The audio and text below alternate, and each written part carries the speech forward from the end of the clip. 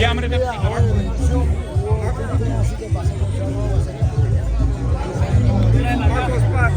Marcos Paz, AB Boxing News. We're here with Teofimo, the Takeover Lopez, real throwback fighter. Teo, what's up, baby?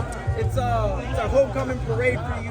Miami's embraced you. How do you feel fighting here, man? And would you want to fight here once again? Oh my goodness, absolutely. I want this to be more than just a one-time thing, man. So shout out to AB Boxing News, to my man Marcos, man. Overall, I'm grateful. I'm grateful for all of this. You know, it's bringing me back to where I started in boxing. And this is it right here. This was supposed to happen in 2021. It's happening now for a good reason, and it's just in God's perfect time. Come this Saturday, what statement are you looking to make against Haggett? For Claggett, I'm looking forward to making a true statement in the fact that I have everything that is needed. You know what I'm saying? I have everything that's needed to win as a true champion. Doesn't matter who they put in front of me, we're always going to get the job done. However, we need good dance partners. And Saturday night, we're actually going to have a tough, rugged fighter of Steve Claggett, a guy that's 15 years professionally in the game and definitely knows how to slow down these fighters and slow down their pace to fight his style. So I look forward to a great competitive fight and my first Orthodox fighter in a while. So, you know, it's good. It's good. It feels great. Overall, I'm excited. And what else can I say? Don't miss it, man. June 29th, live on ESPN. But we got tickets still over here if you want to come. Absolutely, Teo. And lastly, we know that you're a throwback fighter. You never dodged big names. You've always wanted to fight the best opposition. Yes. Going forward with the victory this Saturday night, what can we expect on the radar for you? You can expect a lot of things. People are going to put my name around in a lot of places. So that's the whole thing. It's all about productivity, you know, and that's the thing that a lot of people were complaining to me about. But then I go and I fight fighters like Steve Claggett and then they complain about that. So at the whole true marquee of it, everyone's always going to complain about something. As long as we stay active and we fight 4 times this year, that's my goal. 3 times Top Rank could afford to give me.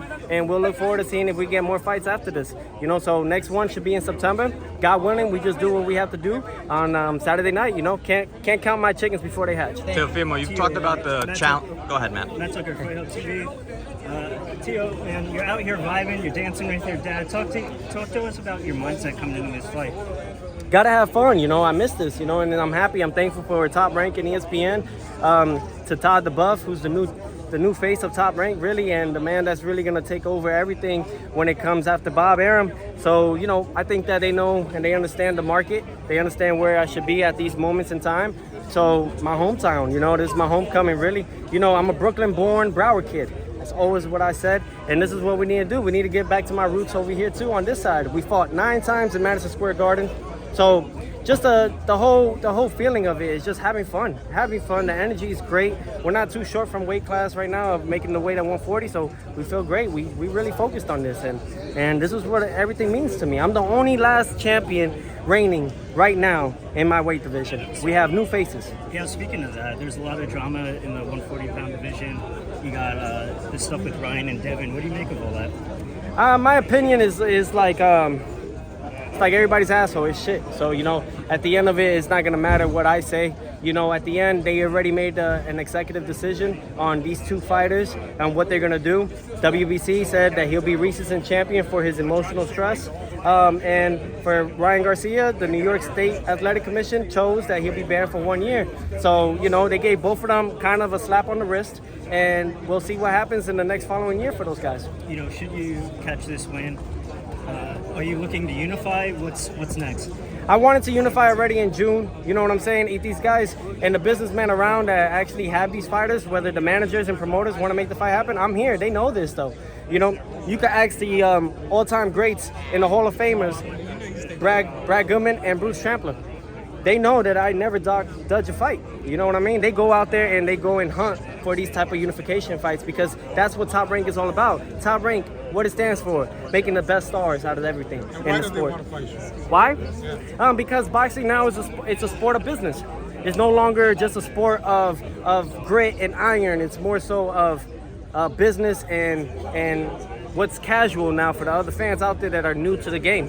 You know, that's just what it is. So they're not going to promote these guys, make this money on the back end, and then put them on here with a guy that's a megalodon and eat all that up. So, you know, at the end of it all, it only rises my stock, and that's what they don't need right now. Teofimo. And it's nothing, I don't take it personal. I get it. You know what I'm saying? However, my sport is the best sport in the world and the toughest sport in the world because the best fight the best. Don't take that away just because of the fact that you want to make it look good for your fighter. If you believe he's a champion, let him fight the other champions. Teo, you've talked about the challenge of having these champions come to face you, that nobody wants to fight you. I'm sure the goal is obviously to become undisputed at 140 and clear the I already division. did it though. If that doesn't happen and these guys continue to avoid you, is 147 in your mindset? Well, it's like God already showed me, so to speak, in that way, in that frame. No one beat Josh Taylor. All he did was relinquish the belts because he didn't want to pay the sanctioning fees. Bro, we get charged 2-3% per belt. Right now, my fight alone, this one's gonna be probably like 60 to 80 grand. And sometimes we gotta reduce it. You know, usually it's 120. You know what I'm saying? We have to have a reduction on it. You know, we have to talk to the sanctioning bodies and ask them, hey, please, you know, like this is just ridiculous. But it's part of the rules, right? So if we're paying for these sanctioning rules, this is the thing. And Josh Taylor didn't want to do that. You know what I mean? That takes a lot of your cut, you know, especially for high profile fighters that make this type of money. So I understand, but no one beat Josh Taylor. So I'm already undisputed as it is. And I did it all at 25. You know, 2-time undisputed world champion at that. You know, Terrence Crawford did it at 35. We're a decade ahead of the game. You know, and that's what it's all about. So we bring it to the next generation, let them know they can do it too. However, you're gonna deal with politics, as we will do in anything else. You know, just like we're gonna deal with politics right now with Donald Trump and Joe Biden. You know. Teo, speaking of the sanctioning bodies, a lot of drama with the IBF. Usyk just dropped his belt. What do you make of all that? Like I said, they dropped the belt because they don't need mandatories that are no named in that way right now. It's a business, like I said before. So the sanctioning bodies they could drop the belt. Something that I should have done with George Kambosos. Several postponements, I should have just dropped the fucking belt. Then everybody's plans would have went to shit. Devin Haney would have never been undisputed. You know what I'm saying? Or at least that fast into the game. So, you know, at the end of it all, it shows. Look, a new champion in WBC, Alberto Puel. New champion in the IBF, Liam Paro. A new champion in the WBA, Isaac Cruz. The only guy left, the reigning Lino world champion, the one that matters the most, Teofimo Lopez. And I bet you on everything. That is what I've been putting my whole mindset on. It's not about this guy, Claggett. It's not about that. It's about what's in front of me. It's me. So when it comes all said and done, how you cut it, how you slice it, how you dice it, how you roll it up, it don't matter. I know at the end of it, I'm going to be the guy that stays on top, and that's the king. Teofimo, what do you think about a potential unification bout against Isaac Cruz? That's a great fight. Yeah, absolutely. He has a huge fan base and a huge following with the Mexican fans.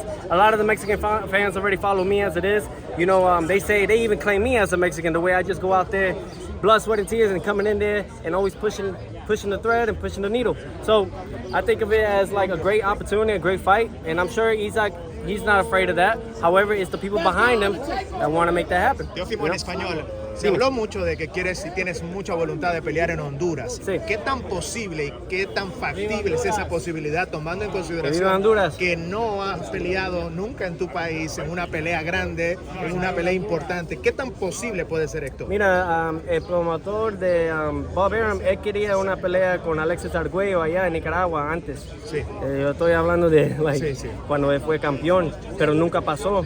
Y eso es porque nosotros tratamos de hacer una pelea en Honduras para hacer más cosas grandes para no solo mi país, pero para todos los públicos de los latinos. Y esa es la más importante, yo creo. Mira, mucha gente habla de los otros races, pero necesitamos el apoyo también para mi gente de los latinos. ¿Has hablado con la presidenta de Honduras sobre esto? Sí, Xiomara Castro, pero no así, todavía no. Yo necesito hablar con ella en persona porque ella necesita saber que esta es la más gran oportunidad, no solo para ella, pero para los otros chamaquitos que están haciendo cosas mal. Mira, podemos cambiar todo eso y poner más en esperanza para ellos pueden mirar que oye, todo es posible. Y mira, tenemos todos estos gringos que van a venir aquí para ayudar en nuestro país, que es Honduras. ¿Qué te ha dicho Bob Arum sobre esa posibilidad de pelear en Honduras? Ellos me dijo que sí, pero es que es dinero. Es $1 millón para hacer la pelea allá. Y yo creo con el gobierno y todo, podemos hacerlo. Porque ellos van a ganar más dinero con la pelea así. Puede cargar como ¿cuánto? Like, you could charge $100 per ticket. right?